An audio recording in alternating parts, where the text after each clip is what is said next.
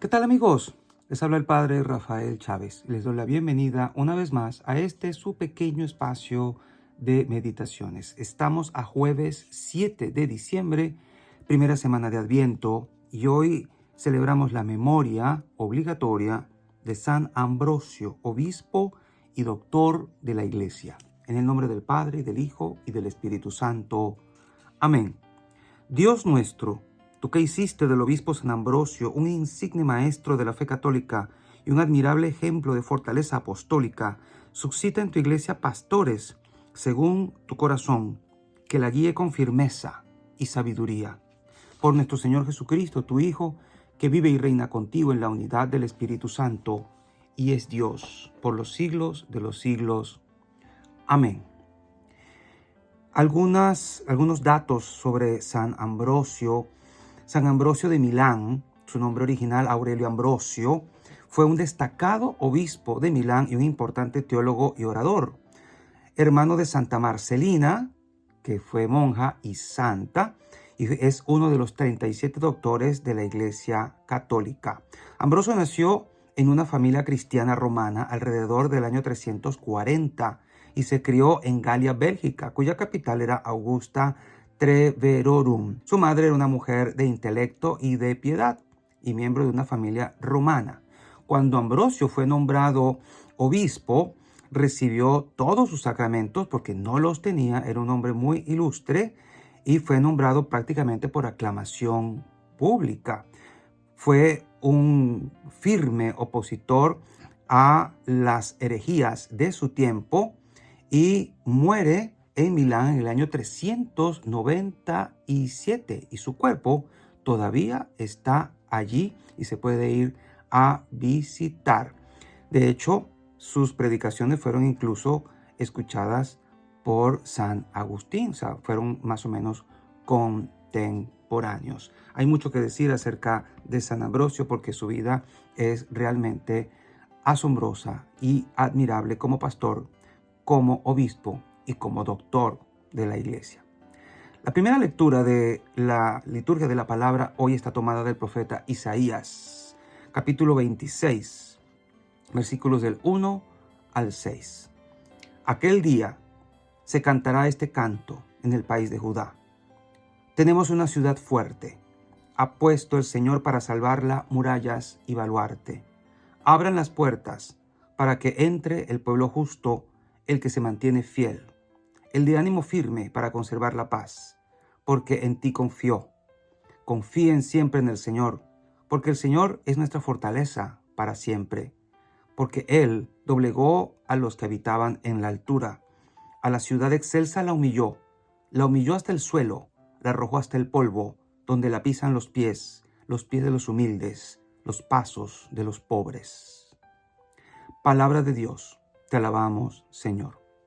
Salmo 117. Bendito el que viene en nombre del Señor.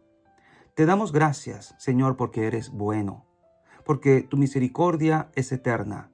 Más vale refugiarse en el Señor que poner en los hombres la confianza.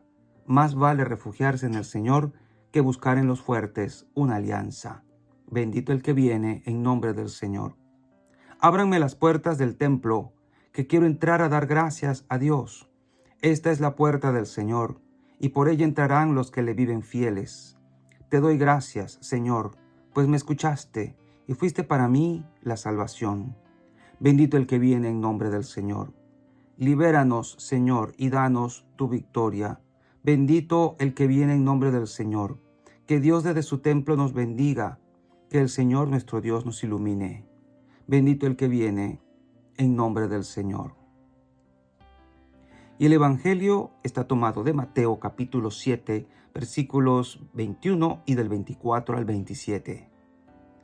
En aquel tiempo, Jesús dijo a sus discípulos: No todo el que me diga Señor, Señor, entrará en el reino de los cielos, sino el que cumpla la voluntad de mi Padre que está en los cielos.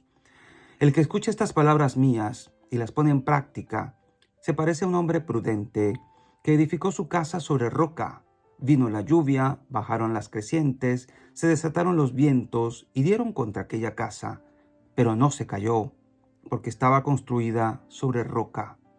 El que escucha estas palabras mías y no las pone en práctica, se parece a un hombre imprudente que edificó su casa sobre arena. Vino la lluvia, bajaron las crecientes, se desataron los vientos, dieron contra aquella casa y la arrasaron completamente. Palabra del Señor. Gloria a ti, Señor Jesús. Y bien, yéndonos al Evangelio, yo me pongo a pensar qué sorpresa nos llevaríamos al llegar allá arriba al momento del juicio y alegres intentar abrazar al Señor. Esas son disquisiciones de mi cabeza. Y decirle, Señor, Señor, con alegría.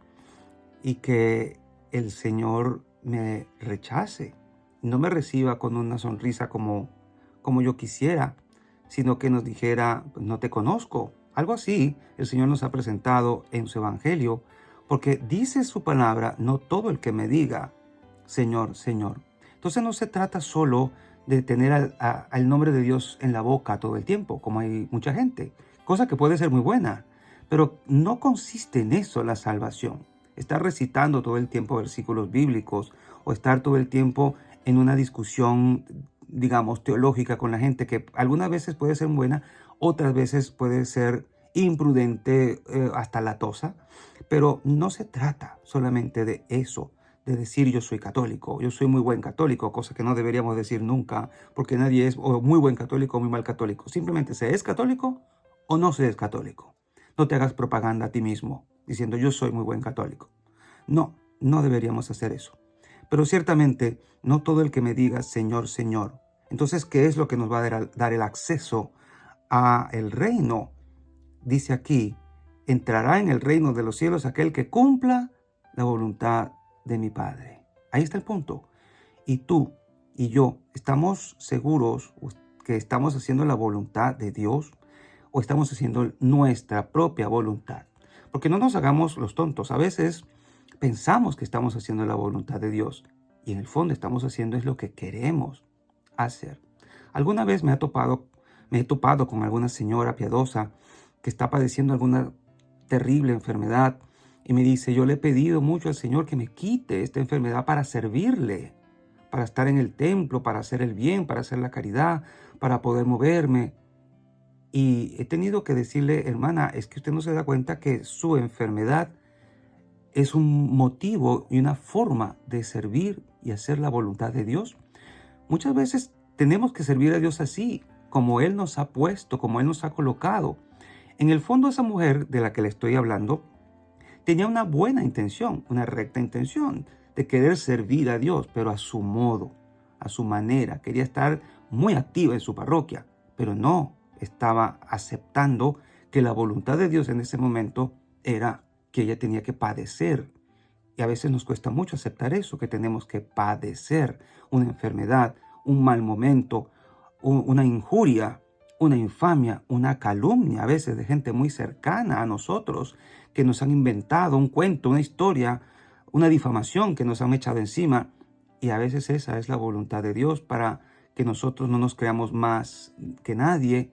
Y esa es la voluntad de Dios. Entonces tenemos que revisar hoy si realmente lo que estamos viviendo es la voluntad de Dios o es lo que yo quiero hacer y solo quiero que Dios me apoye. Muchas veces es eso. Pero tengamos presente que la salvación entrará a nuestra vida y yo entraré en el reino si hago lo que Dios quiere que haga, no lo que yo quiero hacer y solo que Dios me apoye en eso. Y al respecto, Dios me da luego un dato muy interesante, que es fundamentarme en su palabra. Católico que no esté fundamentado en la palabra de Dios no está entendiendo de qué se trata esto. Tú no podrías decir que eres un buen católico si ignoras la palabra de Dios. No eres cristiano si ignoras la palabra de Dios. Por lo tanto, esta es la razón por la cual mucha gente hay que se dice cristiana, católica, pero que ante la adversidad se derrumba, ante los problemas se derrumban y vienen las situaciones en que psicológicamente se ven seriamente perturbadas. Entra la ansiedad, entra la nostalgia, entra la depresión, entra la tristeza, la melancolía y entran las otras enfermedades también porque su sistema inmune se debilita. pensemos en esto. ¿En qué medida mi vida está edificada sobre las verdades evangélicas? ¿En qué medida mi oración está edificada sobre las palabras de los salmos, por ejemplo? ¿En qué medida yo me conduzco con mi gente, con mis amigos o en mi trabajo según los criterios evangélicos? Porque allí es donde podré yo decir, mi vida está cimentada sobre la roca que es Cristo. Y venga lo que venga, pues que venga. Y yo me mantendré en pie. Si una persona está realmente edificando su vida sobre los criterios evangélicos, pase lo que pase, no pasará de un estremezón, como sucede con las grandes inundaciones o con los terremotos. Pasa el estremezón, pero la casa no se cae. Las situaciones de la vida son así. Tal vez la mayoría de nosotros no ha enfrentado un cataclismo, ni un problema sísmico, ni un tsunami, ni cosas así. Pero sí hemos tenido que enfrentar tempestades de la vida, temblores, terremotos que nos hacen temblar el piso, nos mueven el piso y nos quitan la estabilidad de la que nosotros hemos disfrutado durante algún tiempo. Pero si estamos firmemente anclados en la roca que es Cristo, no nos vendremos abajo. Como les dije, no será más que un estremezón que nos ayudará a estar más firmes, porque sabremos que nuestra casa sería prácticamente indestructible porque está cimentada sobre la roca que es Cristo, sobre sus principios, sobre sus palabras, sobre su evangelio, en definitiva, sobre Él. Pidámosle al Señor que en este Adviento que estamos viviendo procuremos buscarle más, estar más tiempo con Él. Y ante los temblores, terremotos y adversidades de la vida, ante estas tempestades, ante estas lluvias y estos vientos y estos ríos que se desbordan y amenazan contra nosotros, nos mantengamos en pie, que lo busquemos sinceramente y que podamos hacer del Señor realmente nuestra roca. Y la bendición de Dios Todopoderoso, Padre, Hijo y Espíritu Santo, descienda sobre cada uno de ustedes y les acompañe siempre. Y seguiremos en contacto, si Dios lo permite, a través de este canal. Chao, chao.